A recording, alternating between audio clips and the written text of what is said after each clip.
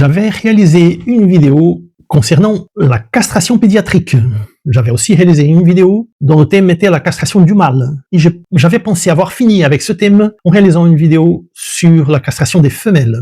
Mais en fait, il fallait encore aborder le sujet sur un autre jour. Et donc j'ai décidé de faire cette vidéo avec les 10 raisons pour ne pas réaliser la castration d'un chien. Viens avec moi, j'explique dans le chemin.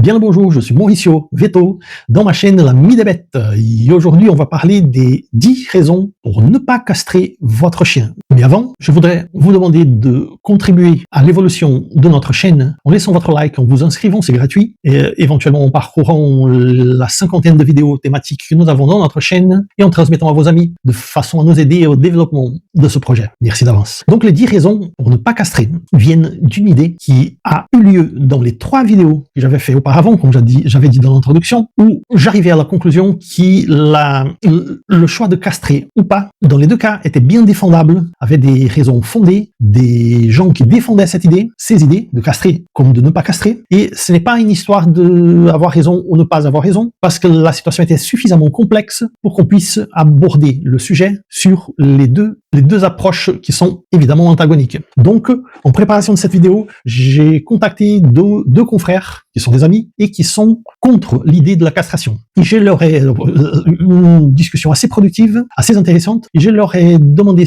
leurs raisons, à partir desquelles j'ai fait un résumé des 10 raisons pour ne pas castrer. Il faut que je dise dès le départ que je ne suis pas d'accord avec ces 10 raisons. Je suis en train de faire un petit peu là l'avocat du diable, mais je peux comprendre leur raisonnement. Et donc, je vais donner ces raisons une à une et je vais laisser mon opinion parce que je pense qu'il faut rester authentique et laisser toujours les choses claires. Donc, la raison numéro 1, c'est que la castration en elle-même est une mutilation qui devrait être évitée. Je peux comprendre qu'elle puisse être considérée une mutilation dans la mesure où il s'agit là d'une chirurgie de convenance.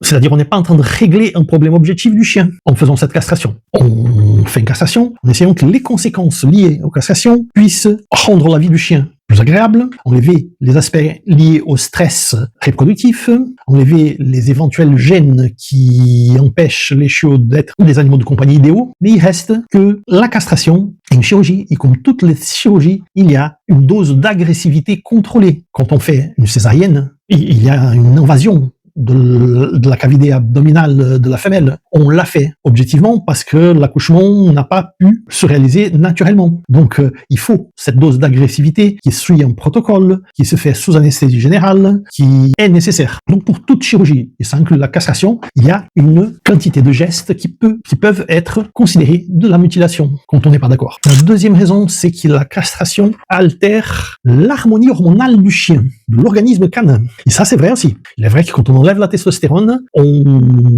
déséquilibre cette espèce de harmonie, d'équilibre hormonal qui fait que la cascade hormonale, qui est assez complexe et qui suit un certain équilibre, soit déséquilibrée. L'absence de testostérone, initialement, cause des gènes à l'organisme, ainsi que l'absence d'ovaires, ainsi que l'absence d'estrogène. Mais il est important de signaler que cet équilibre est un équilibre dynamique. Et le dynamisme de cet équilibre permet que cette harmonie soit retrouvée à mesure que le temps passe. À titre d'exemple, quand vous castrez un mâle et vous enlevez la production de testostérone par les testicules, le chien, il diminue un petit peu sa masse musculaire. Il peut même être confondu avec une femelle. Mais il faut savoir que les femelles produisent aussi de la testostérone, notamment dans les glandes surrénales. Et cette production, elle est 20 fois moins importante que la testostérone du mâle. Mais elle existe. Et elle existe chez le mâle aussi. Donc le mâle continue à produire la testostérone. Il va sans dire que, en absence d'un organe, celui qui reste, quand vous enlevez un rein par exemple, l'autre rein, il prend le pas sur les fonctions de l'organe en question, et nous retournons à la fameuse harmonie que l'organisme a tellement besoin. Pour le foie, la même chose, quand on fait une ablation partielle du foie, le reste de l'organe,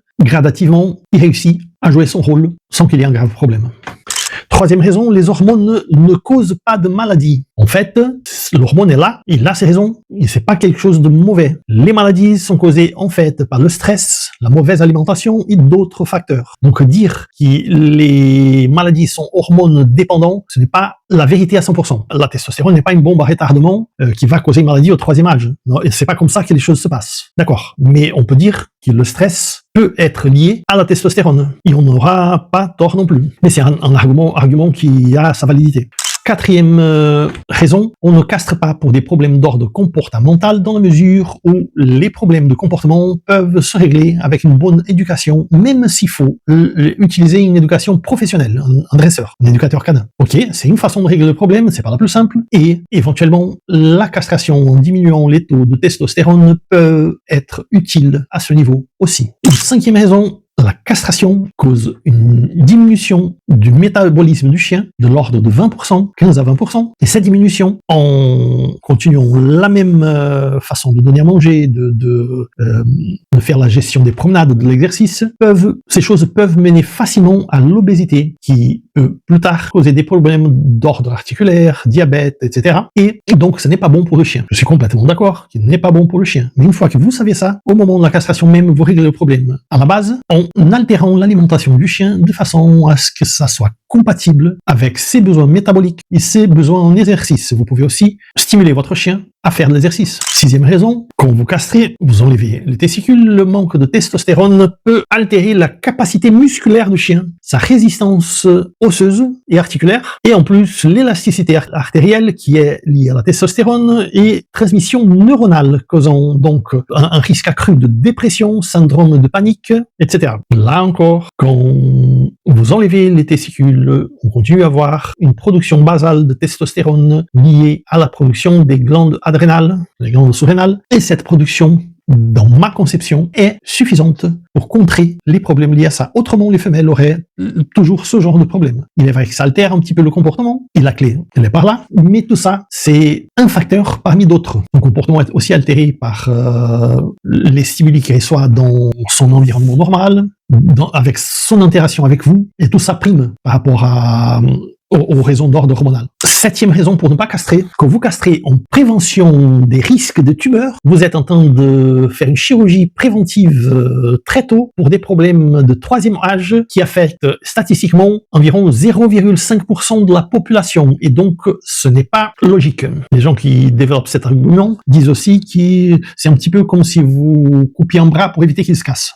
Je trouve que c'est un peu exagéré comme argumentation, parce que un bras qui se casse se rattrape facilement, et en plus vous avez besoin de votre bras. Et par rapport à la castration, ce n'est pas dans la même étagère la question. Mais je peux comprendre que, à titre préventif en jeunesse, le fait que vous évitiez des problèmes de l'ordre, qui accomettent de l'ordre de 0,5% des chiens de plus de 10-11 ans, ça puisse être un argument assez subjectif de ceux qui défendent la castration. Ça nous amène, par cohérence, ça nous amène à la 8e raison, qui est une castration devrait se justifier seulement pour des raisons objectives, c'est-à-dire comme une dernière option. Le chien a un cancer des testicules, il faut le castrer. Les gens qui sont contre la castration mettent en avant en disant « je suis contre la castration, sauf s'il faut vraiment castrer ». Donc la différence est dans la conception de ce qui est « il faut vraiment » entre guillemets ou « il ne faut pas vraiment ». Et ça va nous amener à la conclusion, mais je suis encore à la 8e. Donc on va à la 9e, qui est quelque chose de simple, objectif, et avec la castration, spécialement la castration juvénile, la pédiatrique, ça implique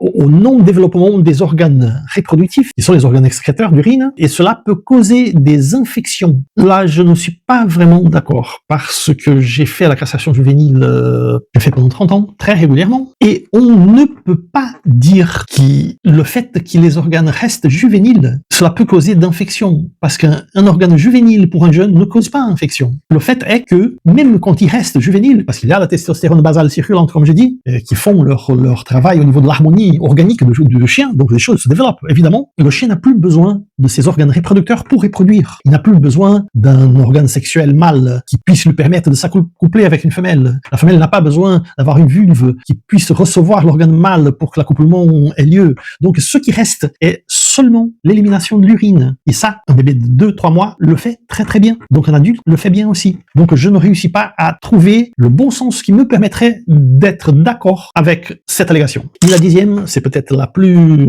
délicate, parce que là on parle vraiment de considération allégation philosophique, la fameuse allégation que Dieu est sage. Je vais enlever Dieu pour ne pas mettre des connotations religieuses, même si je l'ai entendu comme ça. La nature est sage. La nature a créé le chien tel qu'il est, avec tous ses organes là où ils sont. Donc il y a une raison qu'il soit là, et c'est pas à l'homme de mettre son doigt là pour sa commodité, et même pour l'éventuelle allégation que ça serait pour la commodité du chien. Eh bien, là, c'est une question de où placer la barre. C'est pas qu'une histoire de commodité. Commençons par là. C'est une histoire de trouver une façon pour que la vie de tous soit meilleure. Mais quand vous mettez ça à ce niveau de considération philosophique, vous devriez aussi vous remettre en question quand vous mettez un collier, une laisse à votre chien. Parce que vous l'attachez, vous ne le laissez pas évoluer comme il aurait voulu. Quand vous mettez une clôture dans votre maison, dans une zone pavillonnaire, vous ne laissez pas votre chien interagir avec les voisins comme il devrait faire en tant qu'animal de meute. On peut amener ça à l'infini. On pourrait dire qu'un cheval ne devrait pas être monté. Monter un cheval, ça relève de quelque chose de très artificiel. Un cheval n'est pas fait pour être monté. Il est fait pour courir libre dans les plaines. Donc, il y a un moment où il faut arrêter. Et ne pas placer cette barre trop loin. De toute façon, pour revenir en prenant un peu de recul, on arrive encore à cette conclusion. Il n'y a pas une seule vérité, que c'est une décision personnelle, ponctuelle, définitive, qui doit être prise avec le tuteur en discussion éclairée avec son vétérinaire conseil. Et il n'y a pas de vérité simple parce que ça relève d'aspects philosophiques beaucoup plus que des aspects pragmatiques. Et à bientôt pour une autre vidéo.